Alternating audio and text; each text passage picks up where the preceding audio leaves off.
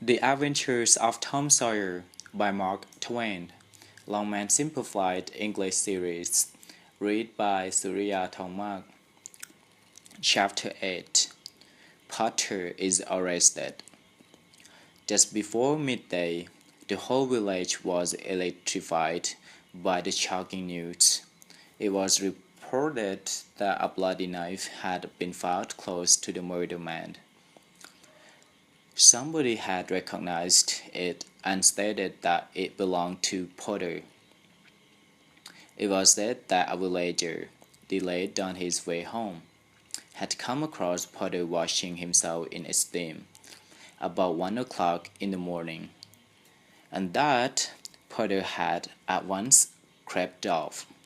These were suspicious circumstances, especially the washing, which was not a habit with Potter, whose man had gone in search down to all the roads in every direction, and the sheriff was confident that he would be captured before night.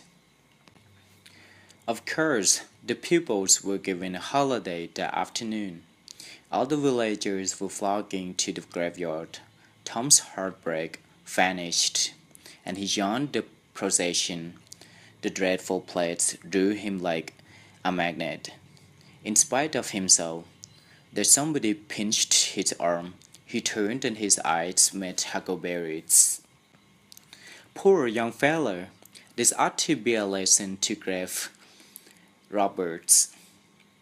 Potter will hang for this if they catch him.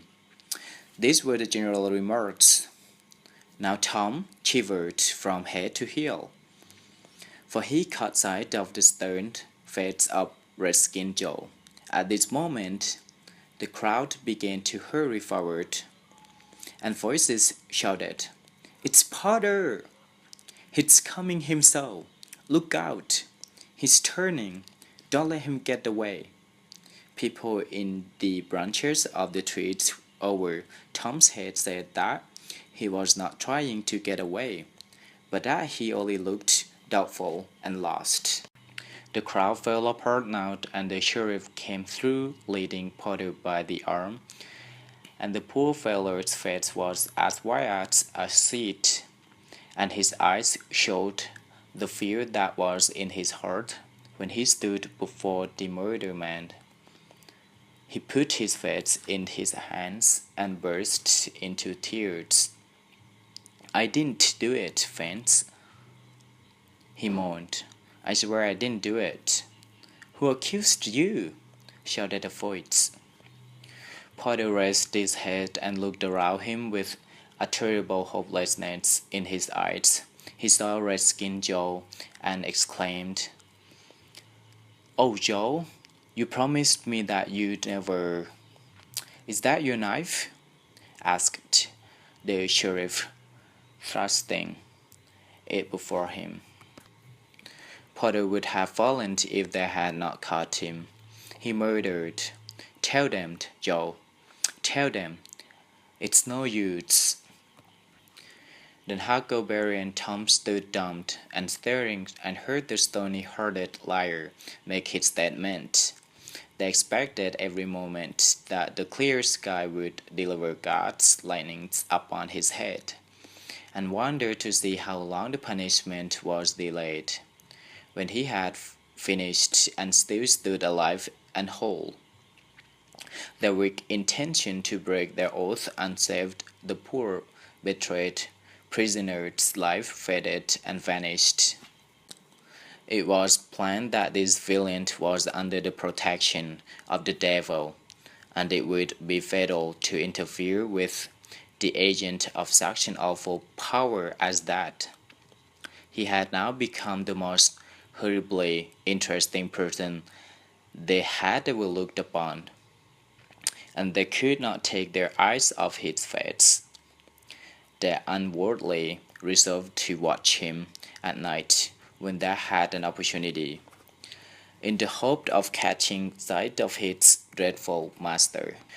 Tom's fearful secret and troubled conscience disturbed his sleep for a week after this, And at breakfast, one morning Sid said, "Tom, you talk in your sleep so much that you keep me awake half the night."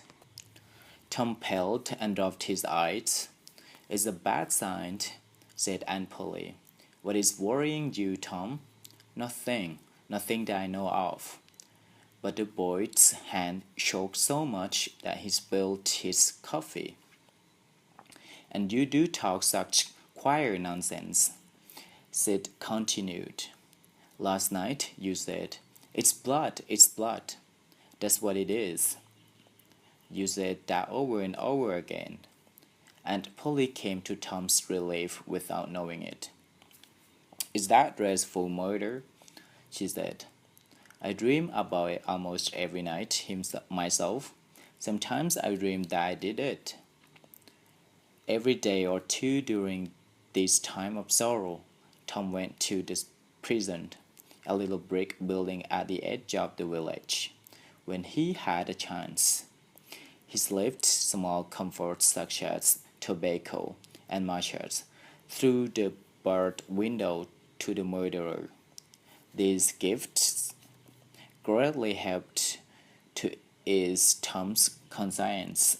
The villagers had a strong desire to whip Redskin Joe for body snatching, but he was regarded as such a dangerous scoundrel that nobody was willing to take the lead in the matter, and so it was given up.